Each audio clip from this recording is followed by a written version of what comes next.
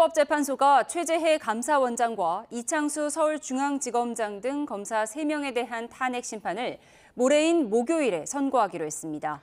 윤석열 대통령 탄핵 심판 선고일은 아직 잡히지 않았는데 다음 주로 넘어갈 수 있다는 전망도 커지는 상황입니다. 현장 최 기자 연결합니다. 차정현 기자.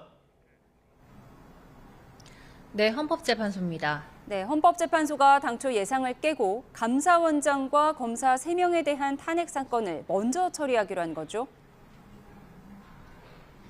네, 그렇습니다. 헌법재판소가 최재해 감사원장에 대한 탄핵 사건을 모레 오전 10시에 선고하기로 했습니다.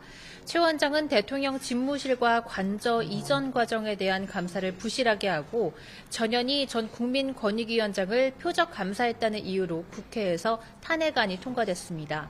또 같은 날 이창수 서울중앙지검장과 조상원 중앙지검 4차장 검사, 최재훈 반부패 2부장검사 등 검사 3명에 대한 탄핵 심판 선고도 함께 내리기로 했습니다.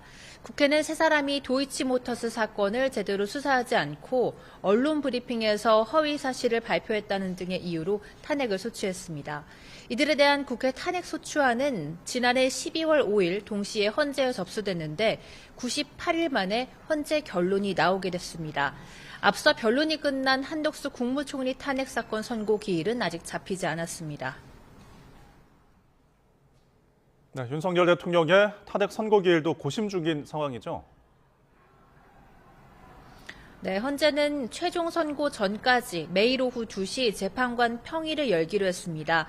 오전에는 자료를 살펴보고 사건 쟁점을 검토하며 고심하고 있는 것으로 보입니다. 다만 윤 대통령과 한 총리 사건 모두 변론 재개를 검토하고 있진 않은 것으로 파악됐습니다. 통상 최종 변론이 끝나고 2주 뒤에 선고를 내렸던 전직 대통령 사례를 고려하면 오는 14일, 그러니까 이번 주 금요일에 선고할 거란 관측이 많았었는데요. 헌재가 감사원장, 검사 탄핵 사건을 먼저 처리하기로 하면서 윤 대통령 사건은 다음 주로 넘어갈 가능성이 커졌습니다. 그동안 헌재가 주요 사건 기일을 잡을 때 이틀 연속 선고를 내린 전례가 없기 때문입니다. 앞선 전직 대통령 탄핵 심판과 이번 윤 대통령 사건은 각각 선거운동 관련 발언, 국정농단, 비상계엄 등 성격이 달라 통상 2주라는 수기 기간이 일괄적인 기준이 되기는 어렵다는 시각도 있습니다. 네, 현재 헌법재판소 외곽 상황은 어떻습니까? 네, 선고기일이 임박했다는 관측이 나오면서 경찰의 경계는 더 삼엄해졌습니다. 이른 아침부터 헌재 주변에는 경찰 차벽이 둘러싸고 있습니다. 앞서 경찰은 헌재가 위치한 서울 종로구와 중구 일대를 특별범죄 예방 강화 구역으로 정하고 특공대를 동원해 폭발물을 탐지하는 등 경계를 강화하겠다고 밝히기도 했습니다. 여기에 윤 대통령의 석방 이후 헌재 앞에 지지자들도 규모도 점점 늘어나고 있습니다.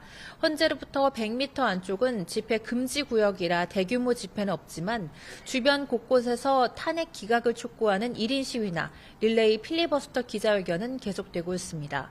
지금까지 헌법재판소에서 전해드렸습니다.